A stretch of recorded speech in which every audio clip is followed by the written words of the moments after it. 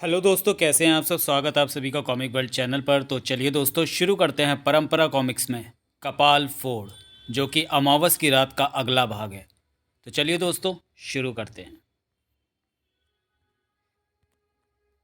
कपाल फोड़। गांव में अकाल पड़ने के कारण पीड़ित गोविंद स्वामी अपने दो छोटे बच्चों के साथ काशी रवाना होते हैं। लेकिन रास्ते में उसका छोटा पुत्र बिछड़कर राक्षस बन जाता है। काशी में व्यापारी समुद्रदत्त गोविंद स्वामी को आश्रय ही नहीं देता, बल्कि अशोक दत्त को पढ़ा लिखाकर योग्य बनाता है। अशोक दत्त के गुणों से प्रभावित होकर काशी नरेश उसे अपना अंगरक्षक बना लेते हैं। एक रात जब वह काशी नरेश के साथ शमशान से होकर गुजरता है, तो उसकी टक्कर विद्याधर लोक से आई मायाविनी रमणा से होती है। अशोक दत्त उसकी एक पायल छीनकर महारानी को दे देता है। महारानी दूसरे पैर की पायल मांगती है। वह उन्हें दूसरी पायल लाने का वचन देकर शमशान की ओर चल पड़ता है। मायाविनी रमणा से उसकी फिर भेंट होती है। पायल देने के लिए वह अशोक को अपने लोक उड़ा ले जाती है। तभी अघोरी चंद्रचूड़ की निगाह उन पर पड़ती है। वह शव साधना के द्वारा मायाविनी को पकड़ना चाहता है, लेकिन असफल रहता है। यहाँ तक आपने अमावस की रात में पढ़ा। अब आगे पढ़िए। मायाविनी रमणा बहुत तेज़ गति से उड़ रही थी, लेकिन अशोक दत्त का दिमाग उससे भी तेज़ गति से क्रियाशील था। कहीं ये मुझे किसी मुसीबत में न फंसा दे। किंतु मायाविनी ने उसके विचार पढ़ लिए थे। डरो नहीं नौजवान, मैं तुम्हें धोखा नहीं दूंगी।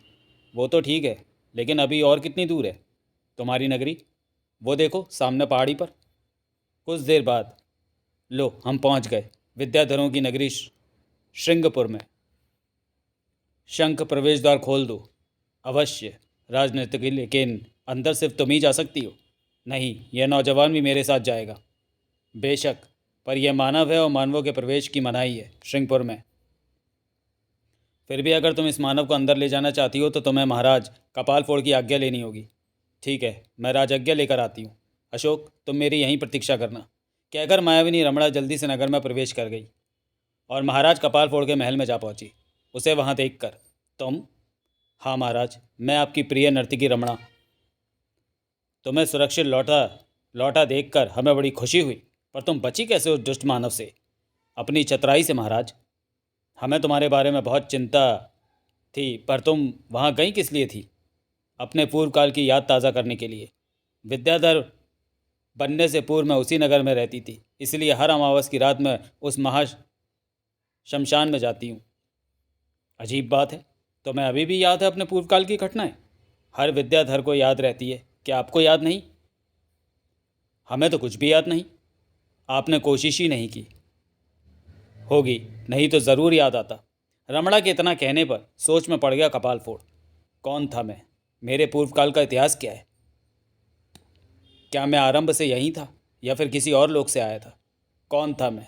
कौन था मैं? कौन था मैं? सोच सोच कर उसका दिमाग चकराने लगा, परंतु उसे कुछ भी याद नहीं आया। यकायक उसकी मुख मुद्रा में परिवर्तन हुआ और बंद करो यह बकवास, हम कुछ नहीं सोचना चाहते।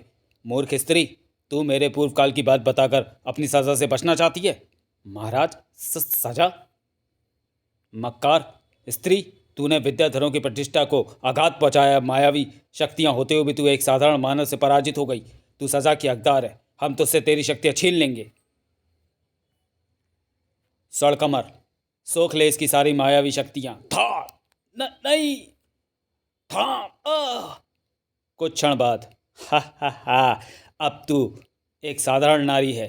तेरी सभी शक्तियां इस सड़कमल में कैद हो गई हैं। अब बारी है उस मानव की जिसने विद्याधर लोक की शक्ति को ललकारा है। बता, कहाँ है वह कीड़ा?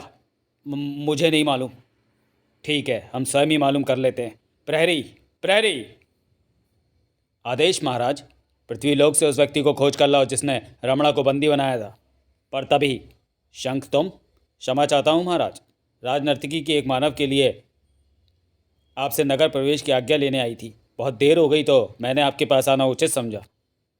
क्यों रमणा, कौन है वो मानव? मैं समझ गया। वह ज़रूर वही मानव होगा जिसने तुझ पर अधिकार कर लिया था। शंख, ले आओ उसे और उस मानव को, सॉरी, शंख ले जाओ इसे और उस मानव के साथ सर्प गुफा में फेंक दो। क्षमा महाराज, क्षमा कर दीजिए, इतना कड़ा दंड मत दीजिए। क्षमा कदापि नहीं। हा हा हा हा हा। जैसे ही शंख रमणा को लेकर द्वार से गुजरा, बेचारी रमणा बहुत बुरा हुआ इसके साथ। ये खबर जल्दी से रमणा की छोटी बहन विद्युत प्रभा तक पहुंचा दूं, शायद वह इसकी कोई सहायता कर सके। इतना सोचकर वह बाहर की ओर दौड़ गई। इस बीच काशी नरेश के महल में, महाराज, अपने बेटे के लिए मुझे बड़ी चिंता हो रही है। कहाँ है हमारा अशोक? हम स्वयं चिंतित हैं उसके लिए। तभी काशी नरेश की जय। प्रहरी, कुछ पता चला उस अघोरी का? हाँ महाराज, अघोरी चंद्रचूड़ इस समय शमशान में मौजूद है। आप लोग भी चलिए, उस अघोरी से अभी संपर्क करना आवश्यक है। शीघ्र ही शमशान में। महाराज, वह रहा अघोरी अपनी साधना में लीन। उसे अपनी तपस्या समाप्त कर लेने दो, तब तक हम प्रतीक्षा करते हैं। ओम क्लीम हीम क्लीम, प्रकट हो बेताल राज। कुछ क्षण बाद छनाक, बेताल उपस्थित है, आज्ञा दो। विद्याधर, लोग जा और उस मायावनी को खोज कर ला जो मेरे भाई की मौत की जिम्मेदार है। जो आज्ञा। दूसरे ही सर जूम। स्तब्ध रह गए काशी नरेश। अब मेरे बेटे का क्या होगा? ईश्वर पर भरोसा रखो, सब ठीक हो जाएगा। इस बीच राजज्ञा का पालन करता शंख, अपने इष्ट देव को याद कर ले राजनर्तकी, और मानव तू भी। और फिर चलो, कुछ समय बाद इन दोनों की मौत निश्चित है। पर तभी अगर ये स्त्री मर गई तो मेरे आने का उद्देश्य समाप्त हो जाएगा। इन्हें बचाना होगा। अरे हा हा हा हा और फिर हमें बचाने के लिए बहुत बहुत धन्यवाद भाई। पर तुम हो कौन? बेताल, लेकिन काशी के महाशमशान का बेताल। बेताल? लेकिन तुमने हमें बचाया क्यों? बचाना पड़ा अघोरी चंद्रचूड़ के लिए, जिसके भाई की मौत की तुम जिम्मेदार हो। नहीं, मैं तो प्रेम करती थी सुकृति से। उसकी मौत तो सिर्फ एक दुर्घटना थी। यहाँ लाते समय उसने घबराकर मेरा हाथ छोड़ दिया और गिरकर मर गया। जो कुछ कहना है अघोरी बाबा से कहना। नहीं, मैं नहीं जाऊंगी इसके सामने, वो मुझे मार डालेगा। क्या? और फिर अशोक दत्त आ गया रमणा और बेताल के बीच। मेरे रहते तुम इसे ज़बरदस्ती अपने साथ नहीं ले जा सकते बेताल। तुच्छ मानव, तेरी ये हिम्मत की मेरा रास्ता रोके। कहने के साथ ही ठाक थड़ाम। नहीं। अच्छा, भागना भागना चाहती है, पर भाग कर जाएगी कहाँ? तभी फनाक आउच शिक। उनकी ये हरकत देख क्रोधित हो उठा बेताल और छोड़ने लगा अपनी जादुई शक्तियां। भक। मरघट के कीड़े, मायावी शक्तियां मेरी बहन से छीनी गई हैं, मुझसे नहीं। निकल जाऊंगी तेरी सभी शक्तियां। भक। नहीं। और फिर ओ विद्युत प्रभा, बहुत हो गया, अब माफ़ कर दो इसे। क्षमा क्षमा। जा, माफ़ किया। धप। भाग जा बेताल, और फिर कभी किसी विद्यार्थी से टकराने की जरूरत मत करियो। अगले पल विद्युत प्रभा, मेरी बहन, तू ठीक समय पर पहुंची। अगर तू ना पहुंचती तो बस मैं सब कुछ जान चुकी हूँ दीदी। जब तक मैं जिंदा हूँ कोई तुम्हारा अहित नहीं कर सकता। शुक्रिया दामिनी। मैं चली विद्युत प्रभा, राजा को ज़रा भी भनक लग गई तो वह मुझे मरवा देगा। दामिनी वहाँ से चली गई। तत्पश्चात विद्युत प्रभा, इस बहादुर नौजवान से मिलो। नाम है इसका अशोक दत्त। अति सुंदर, बेहद आकर्षक। ये वही नौजवान है जिसने मेरी पायल छीन ली थी। समझ गई, लेकिन पहले कहीं और चलो, ये जगह सुरक्षित नहीं है। अगले ही पल कुछ देर बाद, अरे ये कौन सी जगह है? मैंने पहले इसे कभी नहीं देखा। यहाँ विद्याधरों का आना मना है दीदी। ये गंधर्वराज चित्रसेन की आराधना स्थली है। लेकिन तुम? मेरी बात और है। मैं शिष्या हूँ गंधर्वराज की। ओह, लेकिन मेरा उद्देश्य तो अधूरा ही रह गया। कौन सा उद्देश्य? तब रमणा ने सारी बात अपनी बहन को बताई। सुनकर, पायल भी मिल जाएगी और आपको सुरक्षित पहुंचा भी दिया जाएगा, लेकिन आपको मेरी बहन की छीनी हुई मायावी शक्तियाँ वापस दिलाने में इसकी मदद करनी होगी। मैं तैयार हूँ, बताओ मुझे क्या करना होगा। मेरी बहन की मायावी शक्तियाँ स्वर्ण सरोवर के एक स्वर्ण कमल में बंद हैं। आपको वह स्वर्ण कमल लाना होगा। अवश्य लाऊंगा, बस तुम मुझे उस सरोवर तक पहुँचा दो। अरे रुको, पूरी बात तो सुन लो, इतना आसान नहीं है ये काम। फिर रमणा ने स्वर्ण सरोवर और उसमें मौजूद स्वर्ण कमल के बारे में बता दिया, जिसे सुनकर विद्युत प्रभा, तुम किसी तरह मुझे सरोवर तक पहुंचा दो, शेष काम मैं स्वयं कर लूँगा। अवश्य, आज रात मैं तंत्र शक्ति से पूरित एक तलवार देकर तुम्हें वहाँ छोड़ दूंगी। उसी रात दोनों उड़े। विदा अशोक दत्त, ईश्वर तुम्हें सफलता प्रदान करे। और स्वर्ण सरोवर के निकट उतरे। जल में देख रहे हो झिलमिलाते सितारे, वहीं है स्वर्ण कमल। ये तो हज़ारों की संख्या में है। मैं कैसे पहचानूंगा कि कौन से कमल में कैद है रमणा की मायावी शक्तियाँ? इससे पहले कि विद्युत प्रभा जवाब दे पाती, अंधेरे में गूंजी कई कर्कश आवाजें। तुंड, उस और झाड़ियों के पीछे कोई है? तुम्हें धोखा तो नहीं हुआ? चवक सुनकर सन्न रह गए विद्युत प्रभा और अशोक दत्त। उफ, मारे गए। हमारी खबर लग गई है राक्षस पहरेदारों को। ओह, धोखे का प्रश्न ही नहीं है। मैंने सरसराहट अवश्य सुनी थी। आओ देख लेते हैं। वैसे मुझे अब भी यकीन नहीं आता कि कोई यहाँ तक आ सकता है।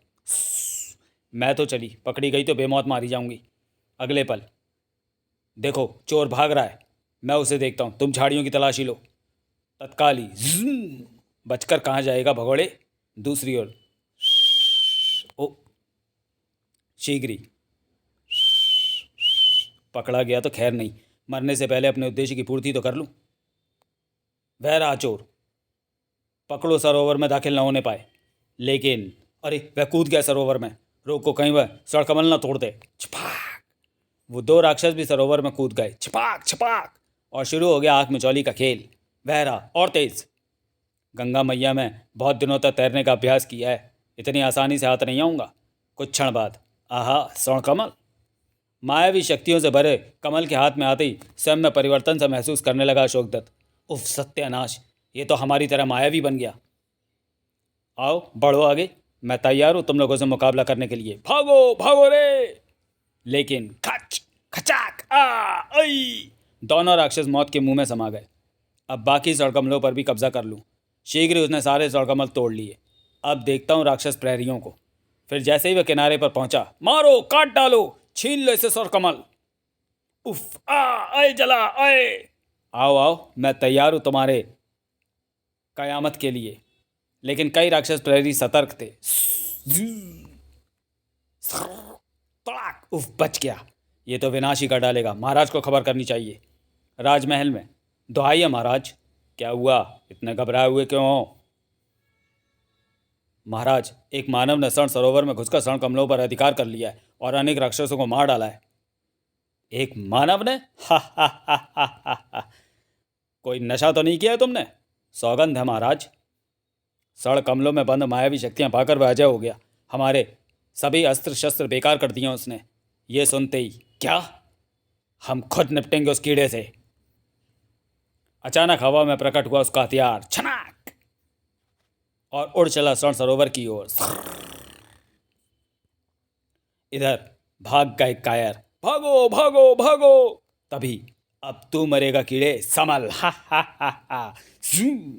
लेकिन बेकार है कपाल फोड़, तुम्हारा कोई भी अस्त्र मुझे नहीं मार सकता। तड़ाक, अगले क्षण, हा हा हा हा हा हा हा। अंधड़ अशोक के पास आते ही दो भागों में बट गया। हवाओ, मेरी तेरी शक्तियाँ मेरा कुछ नहीं बिगाड़ सकती। हिम्मत है तो सामने आकर द्वंद्व युद्ध कर। कपाल फोड़ ने चुनौती स्वीकार की और तब तक विद्युत प्रभावी राक्षस से पीछे चढ़ाकर वहां आ गई थी।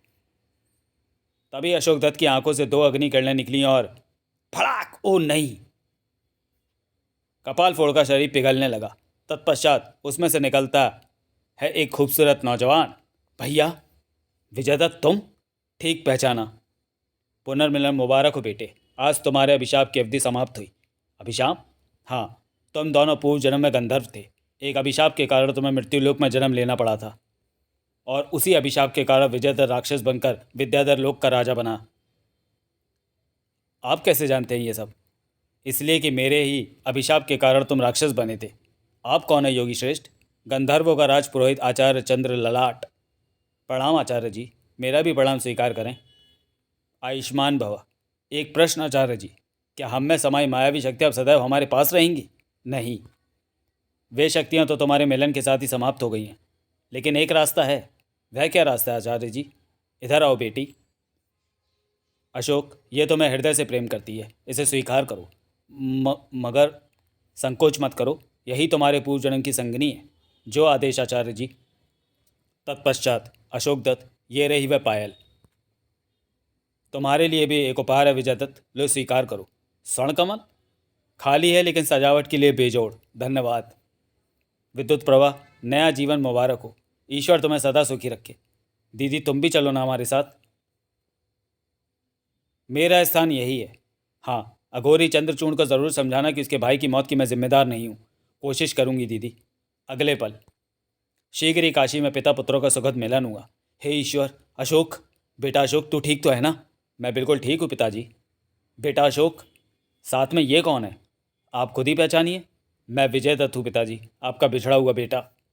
हे भगवान, मैं कोई सपना तो नहीं देख रहा हूँ? ये सपना नहीं है, सच है पिताजी। उस औगड़ की भविष्यवाणी सच साबित हुई। हमारा फिर से मिलन हुआ। फिर अशोक दत्त का इशारा पाते ही तभी, अशोक, तुम जीवित हो? हाँ महाराज, आपके आशीर्वाद से जीवित हूँ। मुझे बताओ, क्या गुजरी तुम पर? अशोक दत्त ने ब्यौरेवार सभी बातें बता दी। हम बहुत चिंतित थे। उस अघोरी ने तो हमें डरा ही दिया था बेटे। अब छोड़िए बीती बातों को, मैं समझा दूंगा उस अघोरी को। रानी माँ, ये रही वह पायल। वाह! और विद्याधर लोक की एक अनमोल चीज़ आपकी बहन के लिए। धन्यवाद भैया। आज से हम सब राजमहल में रहेंगे, एक परिवार के सदस्यों की तरह। काशी नरेश सभी को अपने राजमहल में ले गए। उसी रात राजमहल के एक सुसज्जित कक्ष में। कहो प्रिय, कैसी लग रही है नए जीवन की शुरुआत? बहुत सुंदर, बेहद हसीन। तो फिर ऐसा ही रूप बनाए रखना। मुझे तुम्हारा विद्याधरों वाला रूप पसंद नहीं। स्वीकार है स्वामी, ऐसा ही होगा। इतना कहकर विद्युत प्रवाह ने अशोक दत्त के सीने पर से टेका दिया। समाप्त।